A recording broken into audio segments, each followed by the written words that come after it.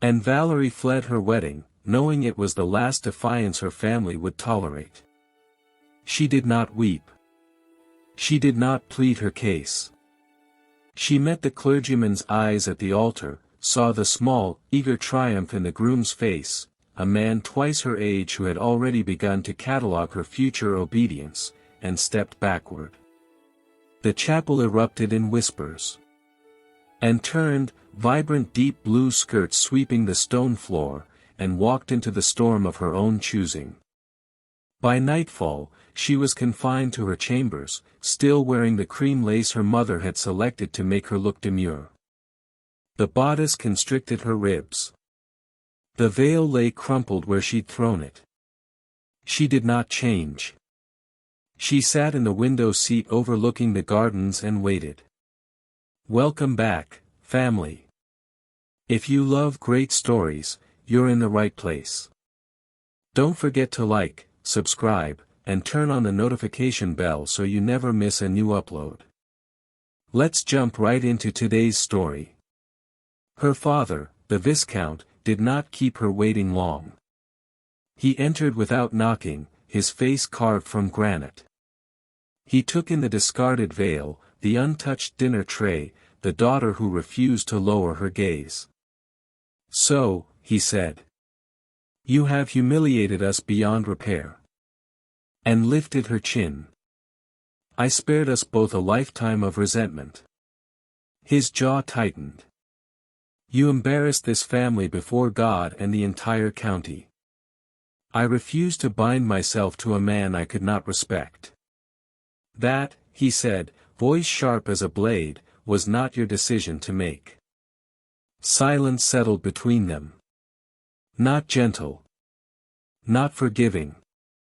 You are 28, the Viscount continued. Your sisters are settled.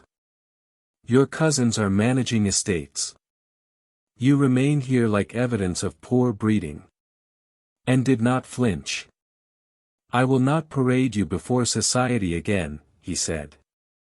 There will be no 6th introduction. No 7th. You have exhausted my patience and your prospects. Her fingers curled into the silk at her waist. Then I suppose we are finished. He studied her for a long moment, then turned toward the door. Pack lightly. You leave in 7 days. She looked up. Where am I being sent? North, he said. To the estate of Ferdinand Dean. The name landed like a stone dropped into still water. Evelyn knew it. Ferdinand Dean. The Duke of Sedgwick. The decorated military commander who had vanished after the accident. The man society whispered about in pitying tones before changing the subject. The broken Duke. The Duke in the wheelchair, she said. Her father did not flinch. The Duke of Sedgwick. What does he want with me? You will be employed, the Viscount said. Companion. Attendant. Something respectable enough that society need not ask uncomfortable questions. And rose slowly. You are sending me away because I failed to be sold. I am sending you away, he replied, because it is humiliating to have a daughter no one will claim. The word struck cleanly. No ornament, no cruelty for cruelty's sake. Simply fact, delivered without apology. If I refuse? And asked. He held her gaze. Then you leave without my name, my house, or my protection. She did not speak again. 7 days later, and stood at the iron gates of Sedgwick Hall with one trunk, one letter of introduction, and no illusions about what awaited her. The estate loomed against the grey northern sky, all weathered stone and narrow windows that seemed to reject the light. It was not welcoming. It did not pretend to be. The steward who received her barely glanced at the letter before nodding toward the house. You're late. I arrived precisely when instructed. Then instructions have changed. He turned and walked toward the entrance without waiting to see if she followed. And followed. The house was quiet in the way places become quiet when people learn not to disturb the silence. Servants moved efficiently, eyes averted. No laughter. No lingering conversations. The air itself seemed to hold its breath. She was brought to a small receiving room overlooking the sea and told to wait. She waited. After nearly an hour, the Duchess of Sedgwick entered, tall, controlled, dressed in mourning colors that had not changed in years. "So," the Duchess said. "You are the Valerie girl." And stood. "And Valerie. You have no experience in this sort of care." "I am capable of learning." "You were sent here because your family no longer wishes to display you." "And did not deny it." "I was sent here because I have nowhere else to go." The Duchess paused, eyes narrowing. "Pity," the older woman said coolly, "is not tolerated in this house." "I do not offer it," and replied. That earned her a sharper look. "You will not cure him," the Duchess continued. "You will not inspire some miraculous recovery. You will not speak of hope or healing or second chances. Those words are forbidden here." And met her gaze steadily. "Then I will do what I was hired to do." "And what is that?" She did not hesitate. "Stay." The Duchess studied her for a long moment, then turned toward the door. "You may remain." "On trial." "Will I meet the Duke?" Anne asked. The Duchess stopped, her hand on the door frame. "If he permits it." That evening, Anne was shown to a small room overlooking the back terrace where the house met the cliffs.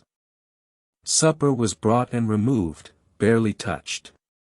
She lay awake in the unfamiliar bed, listening to the house settle around her. Somewhere down the corridor, a door opened.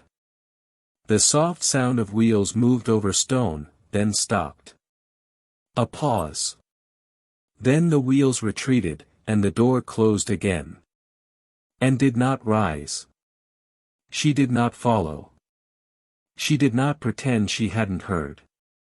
In the darkened wing that faced only the sea, Ferdinand Dean sat alone in his carefully arranged fortress, unaware that the woman sent to be discarded had already arrived, and that she would not disappear quietly. The house itself had not yet decided what to do with her. But the servants had begun to notice, the woman in deep blue who did not avert her eyes, who did not whisper, who wore her exile like armor instead of shame. And woke to the sound of waves battering the cliffs below her window. The room was sparse, a narrow bed, a washstand, a single chair positioned as though someone had calculated the exact minimum required for habitation. Even the morning light seemed rationed, filtering through glass that hadn't been properly cleaned in years. She dressed in the same deep blue she'd worn upon arrival, ignoring the plainer gray dress the servants had left folded on the chair. If this house demanded she diminish herself, it would be disappointed. Breakfast was brought by a maid who would not meet her eyes. The tray contained weak tea, bread that had gone slightly stale, and jam that tasted of duty rather than pleasure. Anne ate methodically, aware she was being tested in ways she couldn't yet name. The Duchess appeared precisely at 9, as though punctuality were a weapon she'd spent years sharpening. "You will follow me," she said. Not an invitation. A command. They walked through corridors that grew progressively darker, as if the house itself were retreating from the world. Portraits lined the walls, stern-faced ancestors whose eyes seemed to track Anne's passage with disapproval. The Duchess moved with the certainty of someone who had walked these halls so often she no longer needed to see them. "The Duke's wing is separate," the Duchess said without turning. "He arranged it himself after the accident. The furniture is positioned to discourage visitors. The curtains remain drawn. You will not alter anything without his explicit permission, which he will not give. I understand. You do not. The Duchess stopped before a heavy oak door. My son was the most sought-after man in 3 counties. He commanded battalions. He danced at every ball. He was brilliant, vital, wholly alive. Her voice remained level, but something beneath it had calcified into permanent grief. That man died in the carriage accident. What remains is someone else entirely. And kept her expression neutral. Then I will meet whoever remains. You will not mention his former life. You will not speak of recovery or improvement. You will not bring him news of society, of former friends, of the life he can no longer have. The Duchess's gaze was surgical in its precision. Most importantly, you will not offer him pity. It is the one thing he cannot tolerate. I have none to give, and said. The Duchess studied her as though trying to locate the fault line where Anne's composure would crack. The last 3 attendants fled within a fortnight.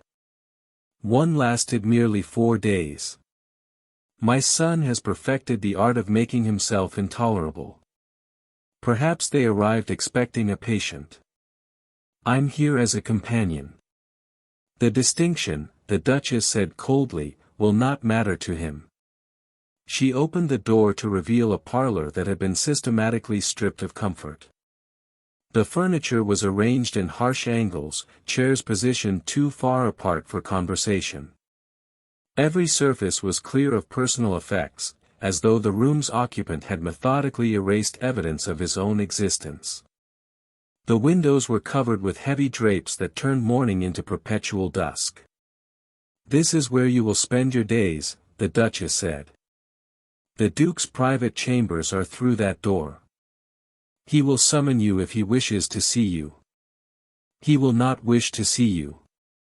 Then I will wait until he changes his mind. He will not change his mind. And turn to face the older woman directly. Your Grace, I have been sent here because I refuse to live a life arranged for someone else's convenience. I suspect your son and I have that in common. For the first time, something flickered across the Duchess's face, not warmth, but a sharp, analytical interest. My son is not a puzzle for you to solve, Miss Valerie. He is not a project to occupy your exile. No, and agreed. He is a man who has been permitted to hide for far too long. The Duchess's expression hardened into something that might have been approval or might have been warning. Pity is not tolerated in this house, she repeated, each word deliberate. But neither is false hope. Do not mistake stubbornness for courage, girl.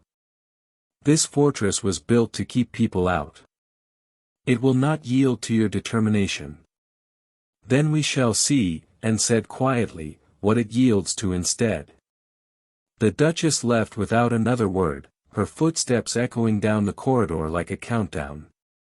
And stood alone in the dim parlor, looking at the closed door that separated her from the man she'd been sent to accompany. Somewhere beyond it, Ferdinand Dean had constructed his own carefully measured prison. And sat down in the nearest chair and began to wait. She was excellent at waiting. She'd spent her entire life preparing for moments that never arrived. But this time, she would not wait passively. This time, she would wait like a siege.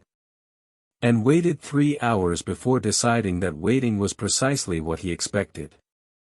She stood, smoothed her blue skirts, and walked to the door separating the parlor from Ferdinand's private chambers. She did not knock. She simply opened it and stepped inside. The room was darker than the parlor, if such a thing were possible. Heavy curtains blocked every window. A single lamp burned on a desk positioned in the corner, its light barely sufficient to illuminate the papers scattered across the surface. The air smelled of ink and tobacco and the particular staleness that came from refusing to let the world in. Ferdinand Dean sat in his wheelchair near the desk, his back to the door. He did not turn at her entrance. "Leave," he said. His voice was rough, as though he'd forgotten how to modulate it for company. And closed the door behind her. "Good morning, Your Grace. I'm Valerie. I did not ask who you were. I told you to leave." "Yes, I heard you." She moved further into the room, her eyes adjusting to the gloom. "I chose to interpret it as a greeting rather than a command." Now he turned, and she got her first clear look at him. He was younger than she'd expected, perhaps 2 or 3 years her senior. His face was lean, sharp-featured, with the kind of bone structure that would have made him striking in any ballroom. His eyes were dark and intelligent and currently filled with cold irritation. His hands, she noticed, were strong, not the hands of an invalid, but of someone who had learned to carry his own weight in new ways. "I don't require interpretation," he said. "I require solitude. The door is behind you." "So it is." And remained where she stood. "Your mother suggested I might wait in the parlor until you decided to receive me. I found that arrangement unsatisfactory. My preferences are not subject to your satisfaction." "How convenient. Neither are mine subject to yours." His eyes narrowed. "I have dismissed 3 attendants in as many months. Do you imagine you're somehow different from them?" "I imagine I'm significantly more difficult to dismiss." And moved to the nearest window and reached for the curtain. "Don't." The word was sharp, commanding. The voice of a man accustomed to instant obedience. And paused, her hand on the heavy fabric. "Don't open the curtains, or don't remain in your presence uninvited." "Both." "I see." She released the curtain but did not step away from the window. "Tell me, Your Grace, is this strategic withdrawal or simple cowardice?" The silence that followed was so complete she could hear the clock ticking in the parlor beyond. "You may leave now," Ferdinand said, his voice dangerously quiet. "Before I have you removed." "By whom?"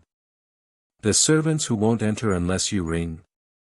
"Your mother, who sent me here because she's exhausted all other options." And turned to face him fully. "I was informed you've perfected the art of making yourself intolerable. I admit I'm curious to see the performance." "This is not a performance." "No. You've arranged your furniture to discourage visitors, shrouded every window, positioned yourself as a monument to suffering. If that's not a performance, it's at least a very deliberate composition." Ferdinand wheeled closer, and saw the controlled strength in the movement. He stopped a few feet from her, close enough that she could see the anger tightening his jaw. "You know nothing about me," he said. "I know you were a military commander. I know you survived an accident that should have killed you. I know you've spent the last 3 years in this room convincing yourself that survival wasn't worth the cost." She met his gaze without flinching. "And I know you're trying very hard to frighten me into leaving so you can return to your carefully maintained misery." "I'm not trying to frighten you. I'm ordering you out." "Yes, I understand that's what you believe you're doing." And moved past him toward the desk, examining the papers scattered there. "Military histories," she noted. "Maps. Strategic analyses. The problem, Your Grace, is that I have nowhere else to go. Your fortress is my exile. Which means we're both trapped here, whether you've arranged the furniture for it or not." He was silent for a long moment. When he spoke again, his voice had shifted, still cold, but now edged with something that might have been reluctant curiosity. "What did you do?" "I refused to marry a man I could not respect." "And that earned you this?" That earned me honesty, and said. Everything else was merely consequence. Ferdinand studied her, his expression unreadable in the dim light. Finally, he turned his wheelchair back toward the desk. You may stay, he said. But do not imagine that tolerance is acceptance. And do not touch my curtains again. And smiled, though he could no longer see it. Of course, Your Grace. I wouldn't dream of it. She settled into the chair nearest the cold fireplace and waited to see what he would do next. She did not have to wait long. Within minutes, he'd returned to his papers, acting as though she'd ceased to exist entirely. It was, and thought, an excellent beginning. And began her campaign the following morning by arriving at Ferdinand's door with a breakfast tray she had personally retrieved from the kitchen. She entered without knocking, as had already become her custom, and set the tray on the small table near the cold fireplace. The sound of porcelain meeting would echoed in the silence. Ferdinand looked up from his desk, where he'd clearly been working since before dawn. I did not request breakfast. No, and agreed, removing the cover from the plate. Which is why the cook seemed so surprised when I asked for it. Apparently you take 1 meal per day, delivered at noon, eaten in solitude. I found that arrangement tedious. My eating habits are not your concern. And yet here I am, concerned. She poured tea with deliberate care. The eggs will get cold if you continue sulking at your desk. I am not sulking. I am working. You can do both. I've seen it. And settled into her chair and began buttering a piece of toast. Though I admit the sulking is more pronounced before you've had your tea. He stared at her for a long moment, clearly weighing whether engaging with her insolence was worse than ignoring it. Finally, he wheeled toward the table with the resigned air of a general accepting unfavorable terms. You are the most irritating woman I have ever encountered, he said. Thank you. I've worked very hard at it. They ate in silence, though, and noticed he finished everything on his plate. Small victories, she thought, were still victories. The next morning, she arrived earlier, tray in hand, and went directly to the windows. Don't, Ferdinand said sharply. And pulled the curtains open. Pale northern light flooded the room, exposing dust motes dancing in the air and the true extent of the space he'd been hiding in. It was larger than she'd realized, with a second seating area he'd barricaded with strategic furniture placement and bookshelves that had been turned to face the walls. Close them, Ferdinand commanded, wheeling away from the sudden brightness. Now. In a moment. And moved to the second window. I need to see where I'm setting the tray. I nearly tripped yesterday in this perpetual twilight you've created. You did not trip. Only because I have excellent balance. She opened the second set of curtains. But I shouldn't have to navigate your rooms like a cave explorer. Ferdinand's hands gripped the arms of his wheelchair. This is my private space. You have no right. I have every right. I've been employed to keep you company, and I refuse to do so in the dark. And set the tray down and turn to face him. You may close them again after I leave, if you must. But while I'm here, I will be able to see you properly. I did not ask to be seen. No. You've made that abundantly clear. She poured the tea, her movements calm despite his visible anger. But I'm afraid being seen is part of existing in the world, Your Grace. Even in exile. He said nothing, but she watched him carefully avoid looking toward the windows, as though the light itself could wound him. The third morning, and arrived with breakfast and a book she'd borrowed from the library. I thought we might read, she said, opening the curtains with brisk efficiency. I don't require you to read to me. I'm not an invalid. I wasn't offering to read to you. I was suggesting we read in companionable silence, since you've made it clear you find conversation unbearable before noon. She settled into her chair. Though I notice you're considerably more talkative when you're telling me to leave. That's because you never leave. Precisely. And opened her book. I'm remarkably stubborn. You'd think someone would have warned you. Ferdinand stared at her, and she could feel the weight of his irritation like a physical presence in the room. But he did not order her out. Instead, he wheeled back to his desk and returned to his papers with aggressive concentration. And smiled behind her book. By the end of the week, she had established a routine that Ferdinand clearly despised but no longer actively fought. She arrived each morning with breakfast. She opened the curtains. She settled into her chair with a book or needlework and remained there for precisely 2 hours before departing without ceremony. She did not ask him questions. She did not offer observations about his health or his mood. She simply occupied space in his carefully controlled environment and refused to be displaced. On the 7th day, she arrived to find him already seated at the table, waiting. The curtains were still drawn, but it was something. "You're late," he said. And set down the tray. "By 3 minutes. The eggs will be cold. Then we'd better eat quickly." She opened the curtains and sat down across from him. "Unless you prefer to complain about it first. I know how you enjoy a thorough complaint before breakfast." Ferdinand's mouth twitched. It was not quite a smile, but it was the closest she'd seen to one.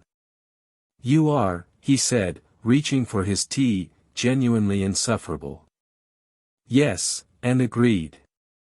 "I warned you I was difficult to dismiss." This time, she was certain she saw the ghost of amusement in his eyes before he looked away. The storm arrived on a Tuesday evening, rolling in from the sea with the inevitability of judgment. And had remained later than usual, drawn into a discussion about military strategy that Ferdinand had initiated almost against his will. She'd made an observation about Napoleon's retreat from Moscow, and he'd looked up from his papers with something approaching interest. The conversation had unfolded carefully, each of them testing the boundaries of what could be said without triggering his retreat into silence. When the first thunder shook the windows, Ferdinand's hand stilled on the book he'd been referencing. "You should return to your room," he said. "Before the rain makes the corridors difficult to navigate. I've navigated worse than wet floors." And glanced toward the windows, where lightning briefly illuminated the churning sea beyond. "Besides, I'm not fond of storms. I'd rather wait here, if you'll tolerate it." He studied her for a moment. "You're not fond of storms, yet you walked away from your own wedding. Different kind of storm. That one I chose." She moved closer to the fireplace, where the flames cast wavering shadows across the room. "This one simply happens to us whether we consent or not." Ferdinand wheeled nearer to the fire as well, though he maintained his usual careful distance from her. They sat in silence as the storm intensified, rain battering the windows like accusations. "They used to call me the Iron Duke," Ferdinand said suddenly. His voice was quiet, nearly lost beneath the thunder. "Not officially. But at the officers' club, at the balls. I could hear them say it when I entered a room." He stared into the flames. "I thought it was because I was unbreakable." And said nothing, sensing that any interruption would stop him. "After the accident, my mother wanted to host a recovery ball. A celebration of my survival." His laugh was harsh, brittle. "She invited everyone. Former battalion members, society families, every person who'd ever watched me dance or command or simply exist in the world as I was. He paused. I refused. I've refused every social engagement since. Because of the wheelchair, and said quietly. Because of their eyes. Ferdinand's hands tightened on the arms of the chair. I know what they would see. Not the man I am now, but the absence of who I was. Every glance would be a measurement, a calculation of loss. They would look at me and count everything I can no longer do. The fire crackled, filling the silence between them. The worst part, he continued, is that some of them would be kind about it. They'd smile too brightly, speak too carefully, pretend not to notice. As though I were made of spun glass instead of flesh. He turned to face her, his expression raw in the firelight. I cannot bear to be looked at that way. With pity, or worse, with that particular species of admiration reserved for inspiring cripples who've learned to endure their diminishment with grace. Is that why you hide here? Anne asked. In the dark, behind drawn curtains. I don't hide. I choose solitude. You hide, she repeated gently. From people who knew you before. From mirrors that might reflect what you've lost. From any evidence that life continues beyond these walls. Ferdinand's jaw tightened. You think you understand.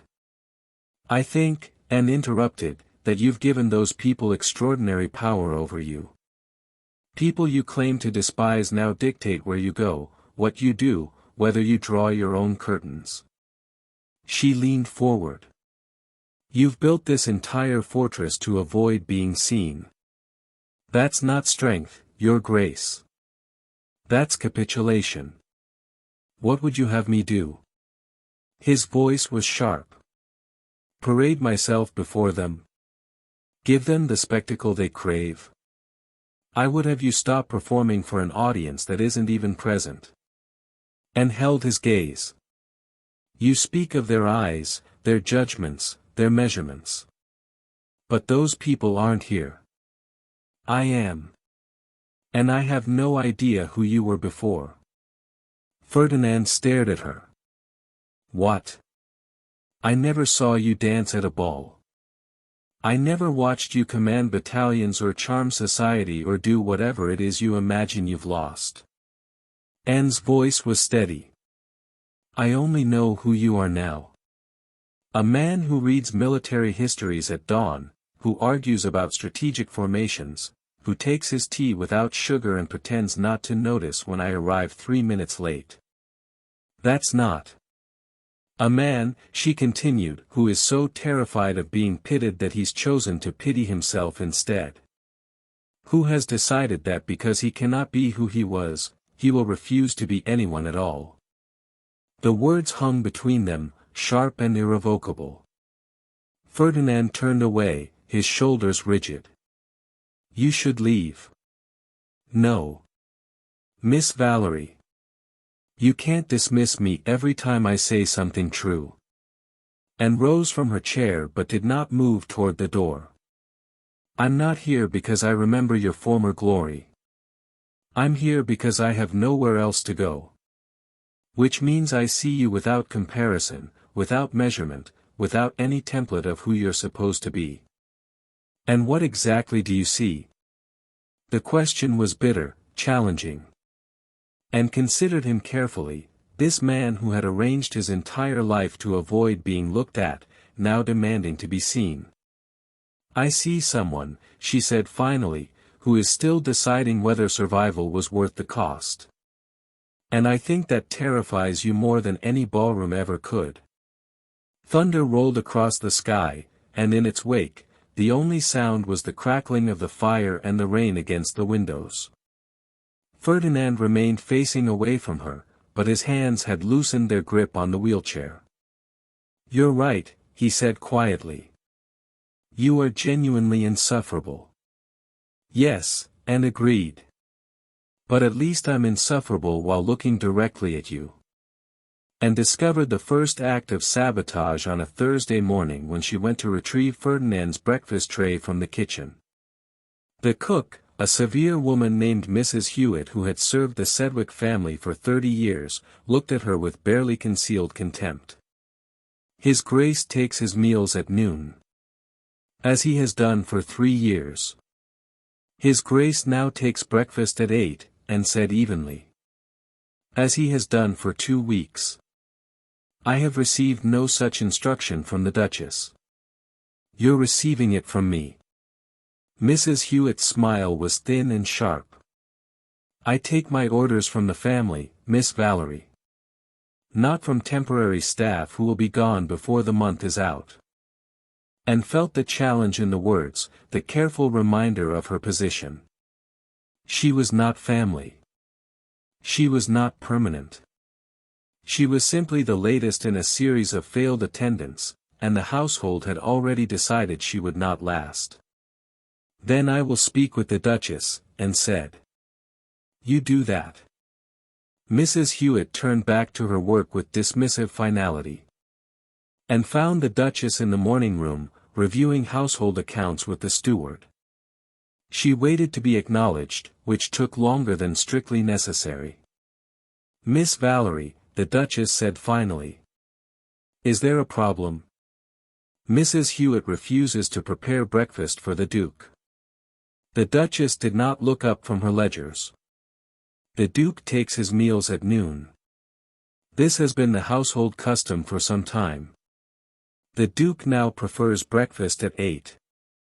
Has he told you this himself?" And hesitated. Ferdinand had never explicitly requested breakfast. He had simply stopped protesting when she brought it. He has accepted the arrangement. Acceptance is not preference. The Duchess set down her pen with deliberate precision. "Miss Valerie, you have been here a fortnight. Mrs. Hewitt has served this family for 30 years. The household runs on established order, not the whims of temporary companions." The word temporary landed like a stone.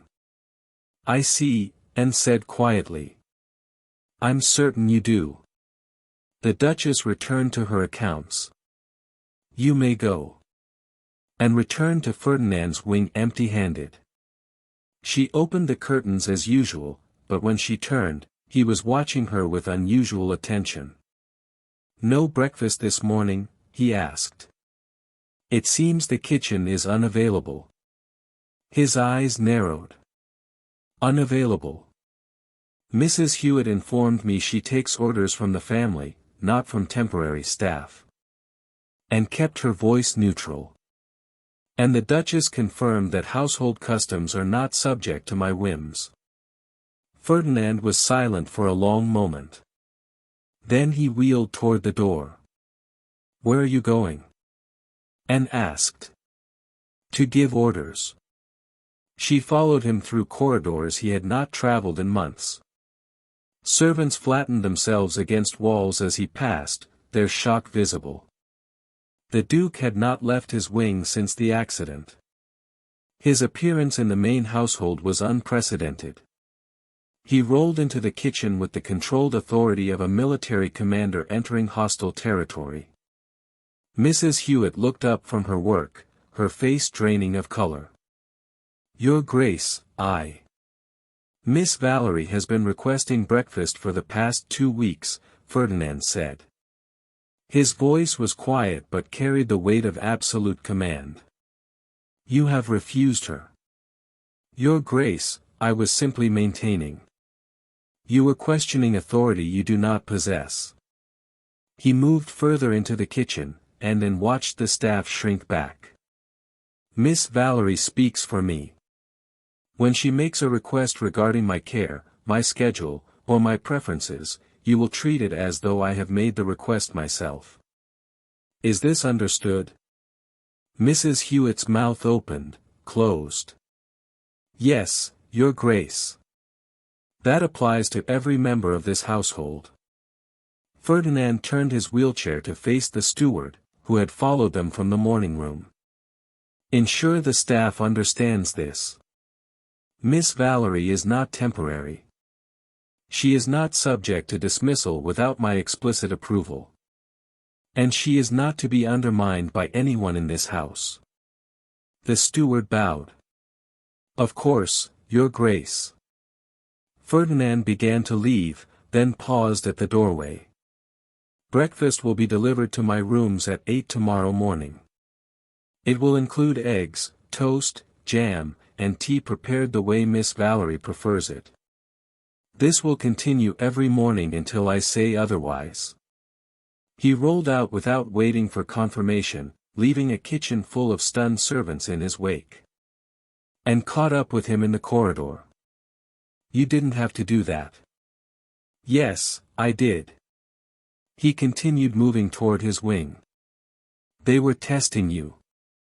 Seeing if I would defend your position here. And will you? Defend my position? Ferdinand stopped and turned to face her. You have forced me to eat breakfast, opened my curtains daily, and called my strategic withdrawal cowardice. You are the most aggravating person I have ever encountered. He paused. But you are also the only person in 3 years who has refused to treat me like furniture that needs dusting. So yes, Miss Valerie. I will defend your position. Even though I'm insufferable. Especially because you're insufferable. Something that might have been amusement flickered across his face. Someone needs to be. This house has been far too quiet for far too long. When they returned to his rooms, and found her hands were shaking slightly. She sat down in her usual chair and took a steadying breath. Thank you, she said quietly. Ferdinand positioned himself by the window she opened every morning, and looked out at the sea. Don't thank me. I should have done it weeks ago. I've been letting them treat you as though you were invisible. You've been treating me as though I were invisible. Yes, he agreed. But I'm allowed. They are not. And laughed despite herself. That's absurd logic. Nevertheless. He turned from the window. Tomorrow morning, Miss Valerie, we will have breakfast together. With eggs, toast, jam, and tea prepared the way you prefer it. And if anyone in this household objects, they may bring their concerns directly to me. They won't, and said. No, Ferdinand agreed. They won't. The next morning, breakfast arrived precisely at 8, prepared exactly as requested. Mrs. Hewitt delivered it personally, her expression carefully neutral as she set the tray down and departed without a word. And poured the tea and passed Ferdinand his cup. Their fingers brushed briefly in the exchange, and neither of them acknowledged it. The eggs are perfect, Ferdinand said after his first bite. Yes, and agreed. They are. Outside the window, the sea continued its endless assault on the cliffs, but inside Ferdinand's carefully constructed fortress, something had fundamentally shifted. The household had been put on notice. And Valerie was not temporary. She was not invisible. And she had the Duke's protection. It was, and thought, a dangerous sort of victory. Because now she could no longer pretend this was simply a matter of surviving her exile. Now she had a position to defend, a place she had earned, and a man who had emerged from his rooms to declare her worth to a household that had already dismissed her. Now she had something to lose. And waited 2 more weeks before suggesting the terrace. They had fallen into something that resembled friendship, though neither of them named it as such. Ferdinand tolerated her presence with less resistance. Sometimes he even initiated conversation. But he remained confined to his rooms, and then had begun to understand that the true prison was not the wheelchair, but the walls he built around himself. It was a morning of uncommon brightness when she made her move. She opened the curtains to reveal a sky so clear it seemed almost aggressive in its beauty. It's warm today, she said casually. Unseasonably so. Ferdinand glanced up from his correspondence. Is it? Yes.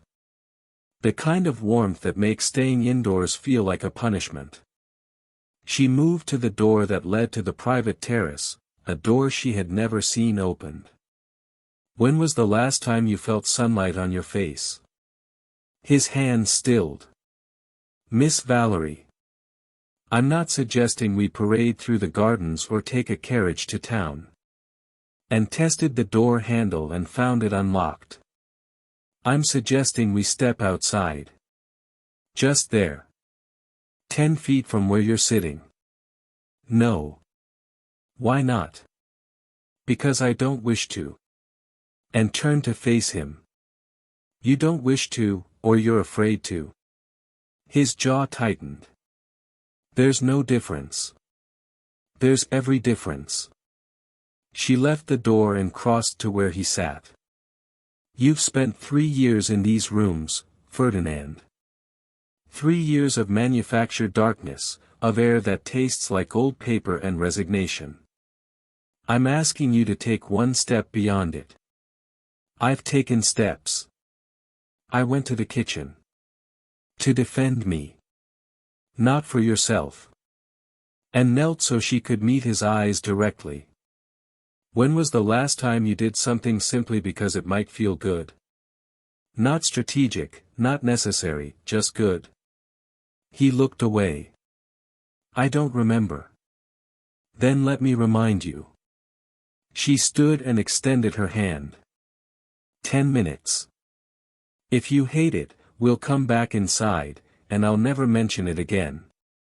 And if I refuse? Then I'll know you're more frightened of sunlight than you are of my insufferable persistence. Which would be disappointing, frankly. I thought you had more pride than that. Ferdinand stared at her outstretched hand as though it were a weapon.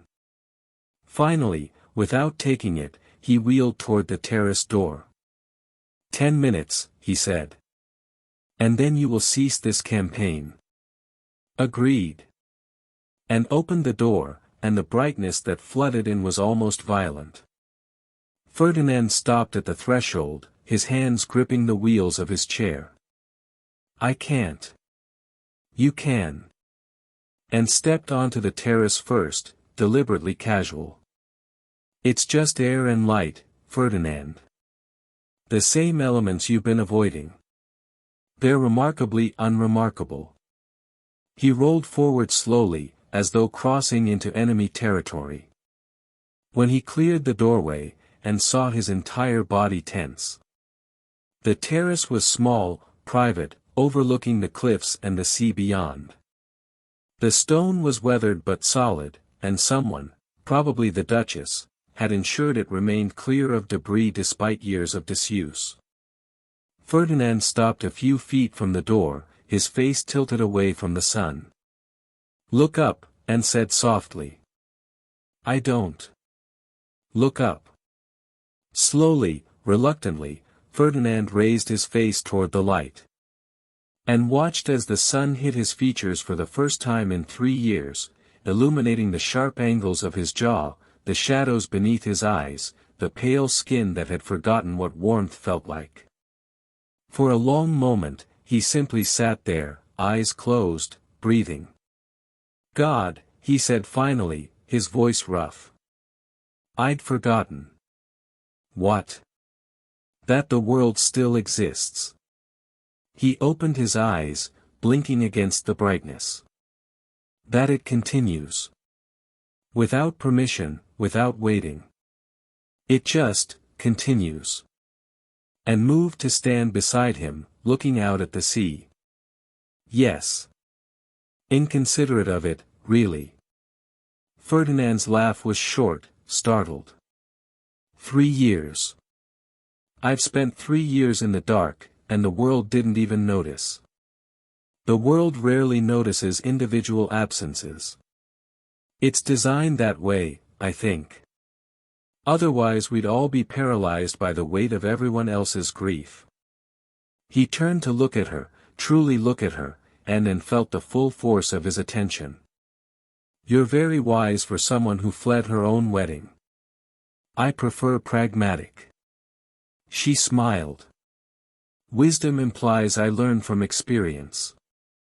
Pragmatism simply means I'm good at recognizing untenable situations." "And this?" He gestured to the terrace, to himself, to the complicated arrangement they'd created. "Is this untenable?" And considered the question carefully. Ferdinand sat in his wheelchair with the sun on his face, looking more alive than she'd ever seen him, and simultaneously more vulnerable. She could see the effort it cost him to be here, to be seen in daylight, to allow himself this small concession to living. "No," she said finally. "This is possible. Difficult, perhaps. But possible." Ferdinand nodded slowly. He wheeled closer to the edge of the terrace, where the stone met the cliff's drop. The wind from the sea caught his dark hair, and then saw him close his eyes again, breathing deeply. "I thought," he said quietly, "that if I stayed inside, if I controlled every element of my environment, I could control how diminished I felt. I could arrange the furniture, draw the curtains, dismiss the attendants. I could build a world where I wasn't less than I was." And did it work? No. He opened his eyes, looking out at the endless sea. It just made the world smaller. Until there was barely enough room for me to exist in it at all. And said nothing, sensing he needed to arrive at this conclusion himself. "I've been treating survival as though it were the same as living," Ferdinand continued. "As though simply continuing to breathe was sufficient. As though I had already done the hard part by not dying in that accident." "You did do the hard part." "No." He turned to face her, and his expression was raw, honest. "The hard part is this. Standing in the sun and realizing I'm still a man. Not the man I was, but a man nonetheless. Someone who can feel warmth, who can breathe salt air, who can choose to step outside his own prison." He paused. "The hard part is accepting that I'm worth the effort of living, even in this chair." And felt something catch in her chest. "You are worth the effort. You've been saying that for weeks." "Yes. I'm gratified you're finally listening." Ferdinand smiled, a real smile this time, not the bitter twist she'd become accustomed to. "Your 10 minutes are up, Miss Valerie." "So they are. And yet I find I'm not ready to go back inside." "Then don't." They remained on the terrace as morning stretched toward noon, neither of them speaking, both of them learning how to exist in the light again.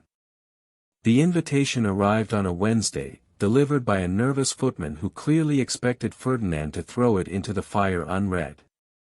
Instead, he stared at the heavy cardstock for a long moment before passing it to Anne. "The Duchess has accepted on our behalf."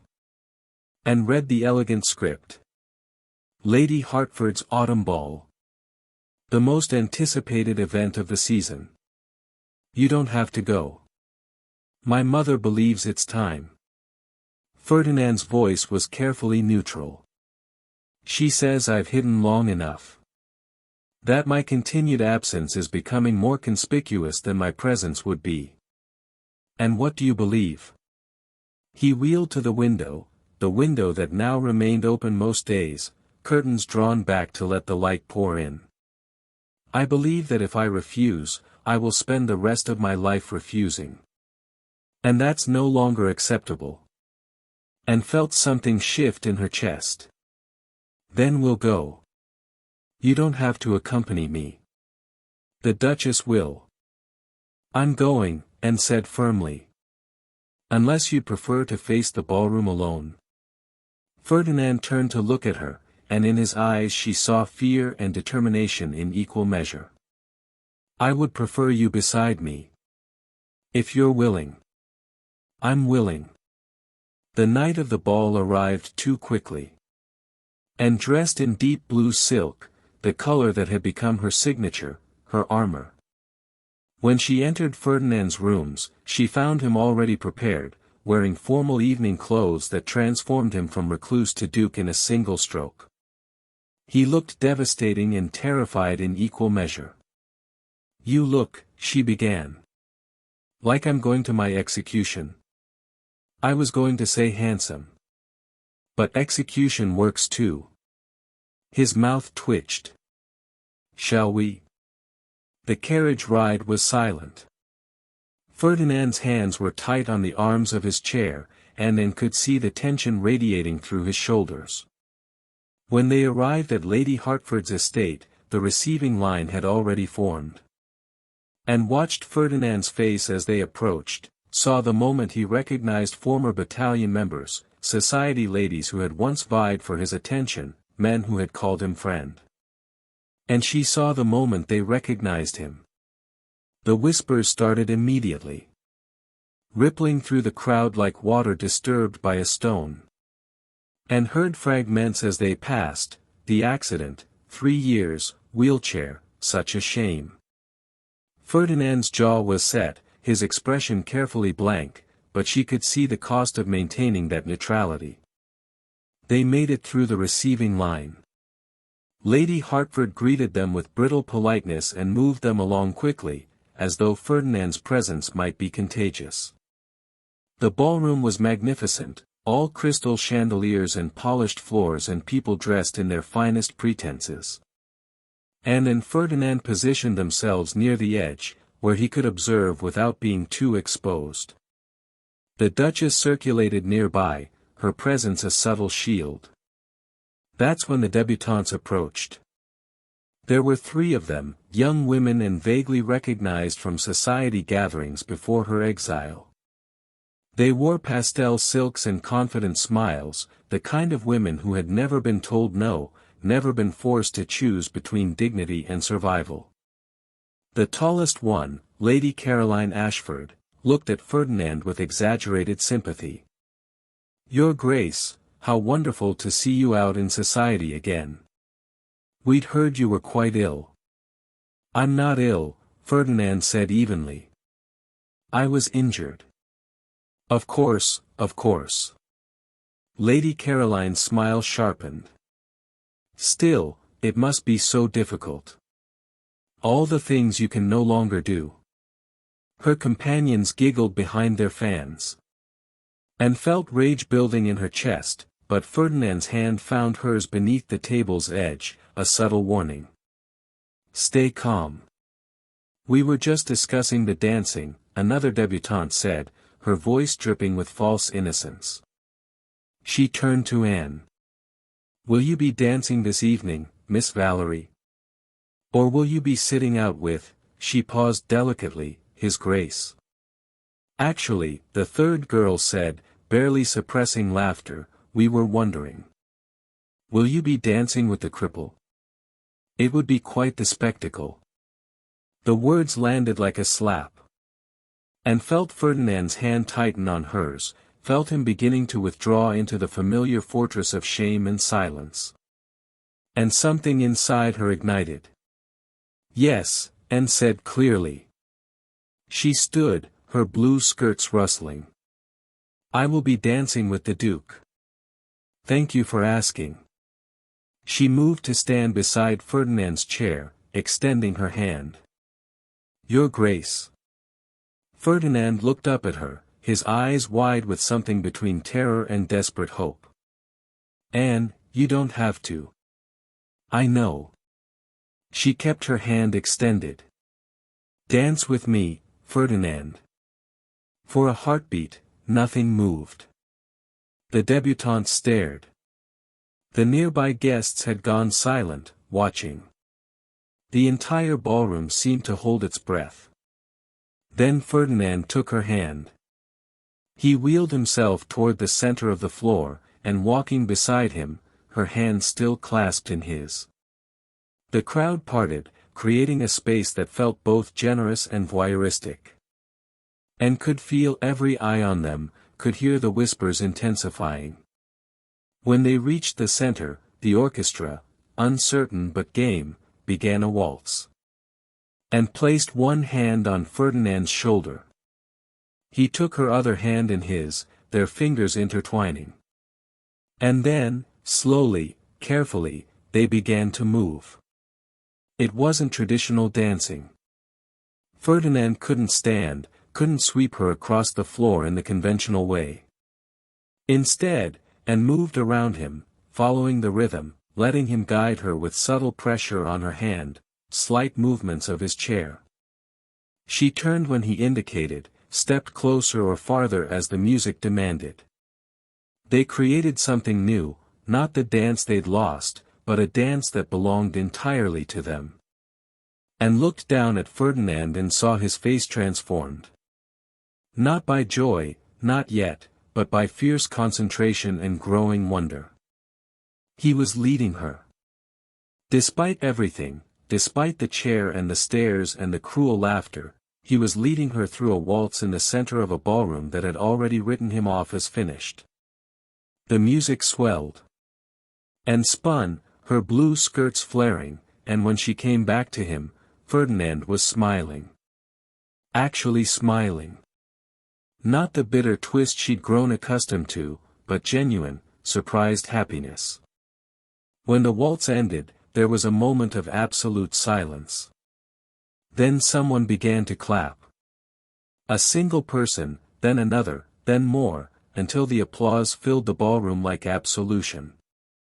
And looked around and saw faces transformed, some moved, some ashamed, some merely curious. Lady Caroline and her companions had disappeared into the crowd.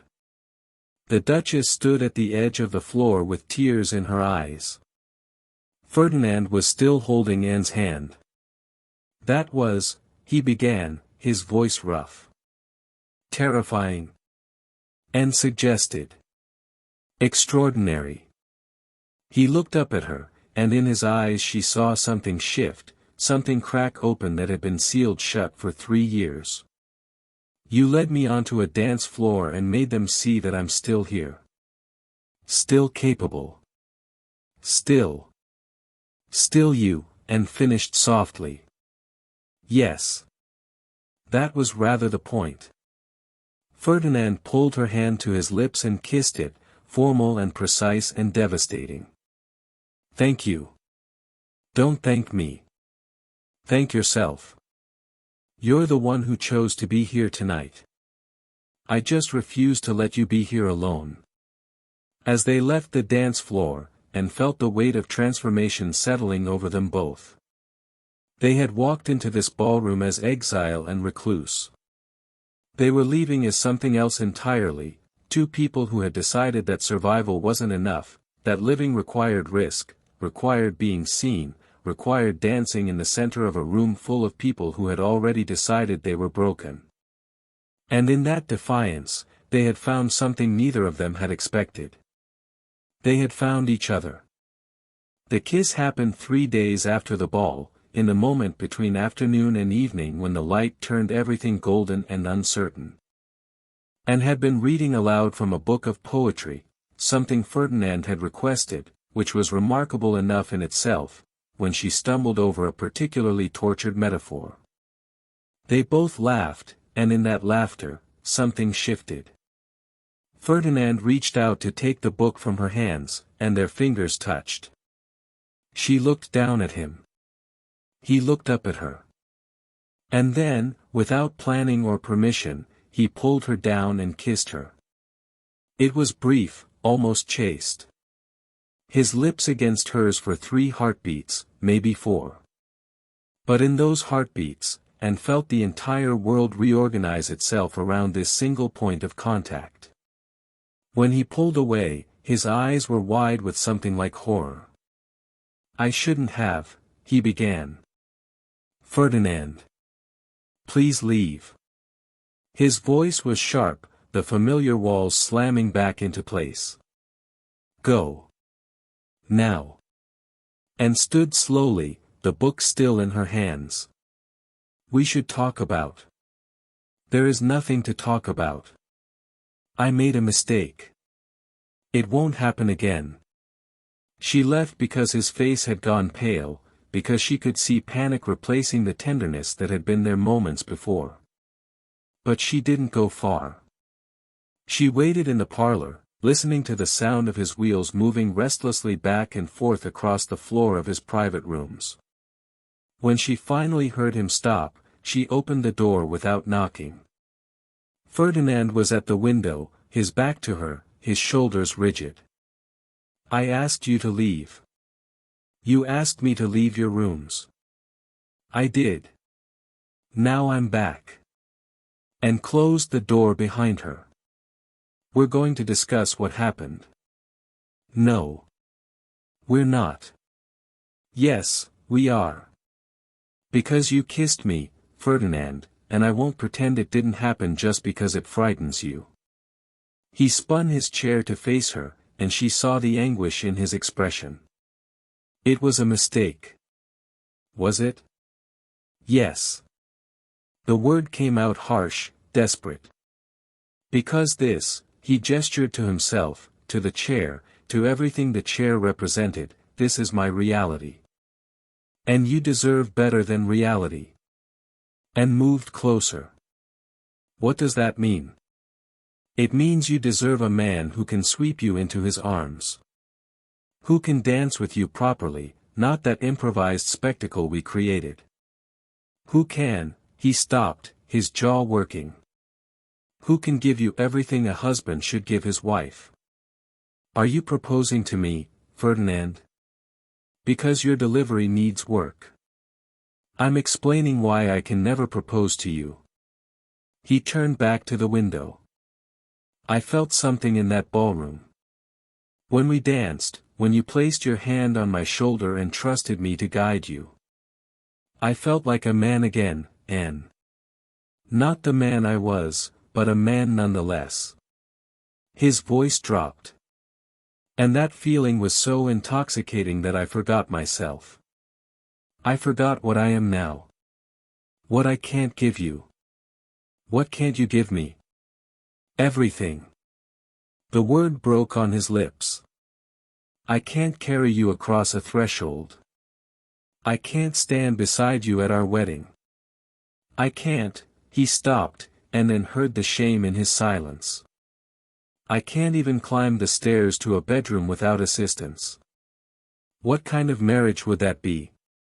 What kind of life?" And felt anger rising in her chest, sharp and clarifying. "So you've decided my future for me. How considerate." "I'm being realistic." "You're being a coward." She moved to stand in front of his chair, forcing him to look at her. "You're doing exactly what you did when you hid in these rooms for 3 years. You're choosing fear over possibility because fear is safer. This isn't fear. This is pragmatism." "No. Pragmatism would be asking me what I want. What I need. What I'm willing to accept." And knelt so they were eye level. "Fear is deciding that because your body has changed, you have nothing to offer. That because you can't perform certain acts, you're not worth loving." Ferdinand's hands tightened on the arms of his chair. "In 5 years, you'll resent me. In 10, you'll hate me. Every time you see other couples, every time you watch a man carry his wife, every time you're reminded of what I can't do. Stop." Anne's voice was sharp. "Stop telling me how I'll feel. Stop projecting your shame onto my future." She took his face in her hands, forcing him to meet her eyes. "I didn't walk onto that dance floor with you because I pitied you. I didn't spend 3 months forcing you out of the darkness because I felt sorry for you. I did it because somewhere in your stubborn, self-pitying withdrawal, I found a man worth fighting for. Anne. I found a man who reads military histories at dawn and argues about strategic formations with more passion than most people bring to their entire lives. A man who defended my position in his household when he could have let the servants dismiss me. A man who wheeled himself to the kitchen for the first time in 3 years because someone dared to disrespect me. Her voice softened. I found you, Ferdinand. Not the man you were before. You. And yes, I want you. You don't understand what you're asking for. Then explain it to me. Without the melodrama, without the self-flagellation. Tell me plainly what you think I need to know. Ferdinand was silent for a long moment. When he spoke, his voice was raw. I will never be whole. I will need help with things that should be simple. There will be days when the pain is unbearable, when I can barely function. You will watch me struggle and fail and struggle again, and eventually, you will stop seeing a man and start seeing an obligation. Is that what you think of yourself? An obligation? That's what I will become. To you. To any woman foolish enough to bind herself to me. And stood, her hands falling away from his face. She walked to the terrace door and looked out at the sea. When I fled my wedding, I knew what I was choosing. I chose exile over comfort, uncertainty over security, loneliness over resentment. And I've never regretted it, because I learned something crucial about myself. She turned back to face him. I learned that I would rather struggle beside someone I respect than live comfortably with someone I despise. And you, Ferdinand Dean, are the most exasperating, self-defeating, stubborn man I've ever encountered.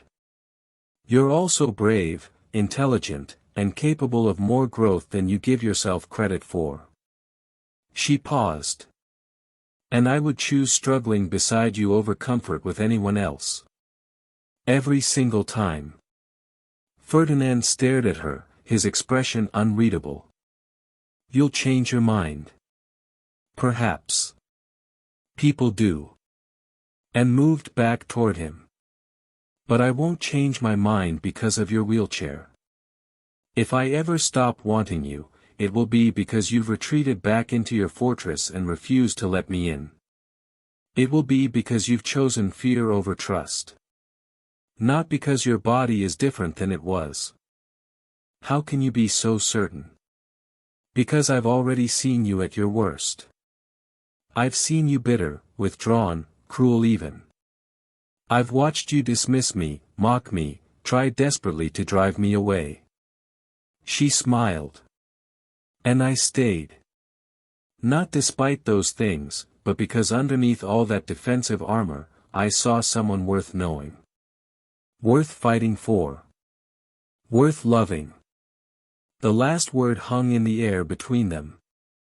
Ferdinand closed his eyes. This is a terrible idea. Yes, and agreed. Most of the best ideas are. I don't know how to do this. How to be someone's, he couldn't finish. Neither do I. And reached for his hand. So we'll learn together. Messily. Imperfectly. Like everything else we've done. Ferdinand opened his eyes and looked at their joined hands. I kissed you. Yes. And I'd very much like to kiss you again. Then stop pushing me away and do it. This time, when he pulled her close, there was no hesitation, no fear.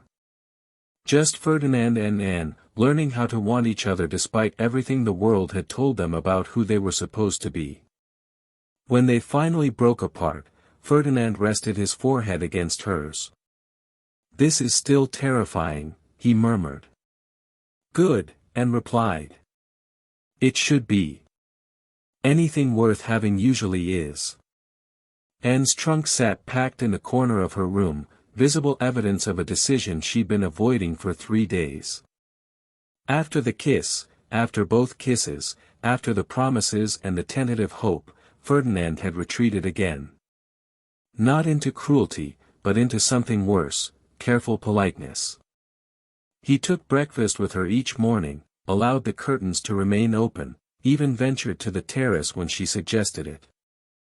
But the intimacy they'd found was gone, replaced by the hollow courtesies of people pretending nothing had changed. On the fourth morning, Anne didn't arrive at his rooms. Instead, she went to the Duchess and requested a carriage for the following day. She would return to her father's house and accept whatever consequences awaited her there. She had tried. She had fought. But she would not remain where she was tolerated rather than wanted. The Duchess studied her with those sharp, assessing eyes. "He's pushing you away." "Yes. Because he's terrified." "I know." And kept her voice steady. "But I can't fight his fear for him. He has to choose. And he's chosen safety over risk. I understand that. I even respect it. But I won't stay and watch him seal himself back into that tomb he built." The Duchess was silent for a long moment. "You love him." It wasn't a question, but Anne answered anyway. "Yes." "Then why are you leaving?" "Because love isn't enough. Not without courage." Anne met the older woman's gaze. "And I've spent my entire life loving people who wouldn't fight for me. I won't do it anymore. Not even for him." That evening, Anne packed her few belongings with methodical precision. Each folded garment was a small surrender, each closed drawer a quiet admission of defeat. She had changed Ferdinand's life, had coaxed him into the sunlight, had danced with him in front of a mocking ballroom. But she couldn't make him believe he was worth choosing. That battle he would have to win himself. She was folding her final dress when she heard the wheels in the corridor. Ferdinand appeared in her doorway, breathless, as though he'd been searching the entire house. His eyes went immediately to the trunk. "You're leaving?" "Yes." And didn't pause in her packing. "Tomorrow morning." "Without telling me?" "I told your mother. I assumed she would inform you." And placed the dress in the trunk. "Though I suppose I should have delivered the news myself." "That was discourteous." "And, please look at me." She turned, and the expression on his face nearly broke her resolve. He looked devastated, terrified, and somehow still surprised that his retreat had consequences. "Why?" he asked simply. "Because you kissed me, Ferdinand. You told me you wanted me. And then you spent 3 days proving that you didn't mean it." And kept her voice level. "I won't be someone's maybe. Someone's eventual regret. I've been that person before, and I refuse to be her again." "That's not, I wasn't," he stopped, his hands gripping the wheels of his chair. "I was trying to protect you." "From what?" "From me. From this life.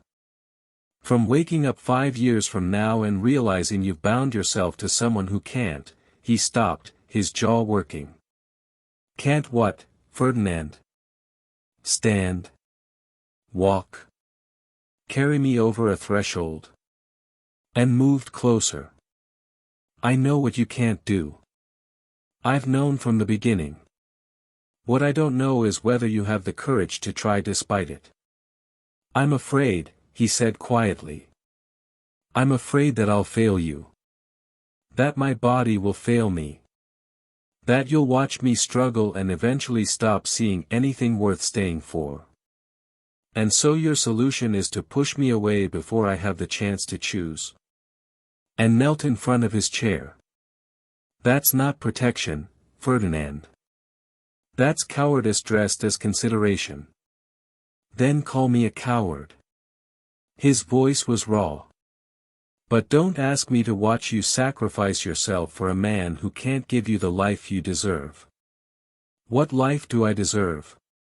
Anne's patience finally cracked. "The one where I marry a man I can't respect. Where I dim myself to make others comfortable. Where I accept less than I want because wanting more is considered unseemly. She stood. I fled my wedding because I refused that life. And now you're offering me another version of the same thing, settling for loneliness because the alternative requires too much courage. Ferdinand stared at her, and she saw the exact moment something shifted in him. The moment fear stopped being sufficient justification for retreat. "What do you want from me?" he asked. "Honesty. Effort. A promise that you won't retreat into your fortress every time you're frightened." And held his gaze. "I don't need you to be cured, Ferdinand. I don't need you to be who you were before. I need you to be willing to live forward. With me. Messily and imperfectly and without guarantees. I don't know if I can." "Yes, you do. You've been doing it for months. You left your rooms. You defended my position. You danced in a ballroom full of people who expected you to fail." She paused. "You kissed me. All of that took courage. I'm just asking you to keep choosing courage instead of fear." Ferdinand was silent for so long that and began to turn back to her packing. Then his hand caught hers. "Stay," he said. "Why?" "Because I'm choosing courage." He pulled her closer. "Because you're right. I have been hiding. Not in my rooms this time, but in careful distance. Telling myself I was protecting you when really I was just protecting myself from the possibility of failing. And now I'm promising you honesty. Effort. A lifetime of struggling forward instead of retreating."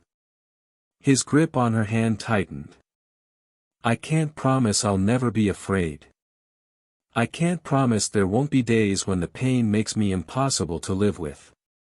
I can't promise you ease or certainty or any of the things society says a husband should provide. What can you promise me?" Ferdinand looked up at her, and in his eyes she saw the man she'd been fighting to uncover, not the duke he'd been, not the recluse he'd become, but the person he was choosing to be. "I can promise that I will keep choosing you. Every morning when I wake up. Every time fear tells me to retreat. Every moment when staying is harder than hiding." He brought her hand to his lips. "I can promise that whatever life we build together, we'll build it honestly. No pretense. No performance. Just two people who refuse to settle for less than they deserve." And felt tears threatening and refused to let them fall. "That's a good promise. Is it enough?" "Yes." She pulled him closer, and when she kissed him this time, it felt like confirmation. Like choosing. Like the beginning of something they would both have to fight for, every day, for the rest of their lives. When they finally broke apart, Ferdinand looked at the packed trunk. "Unpack," he said. "Please." "Not yet." And smiled. "First, you're going to ask me properly." "Ask you what?" "Whatever question you came here to ask before your courage failed you."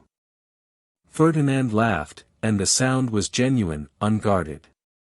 "And Valerie, will you marry me? Not because you're in exile, not because I need a companion, but because I choose you.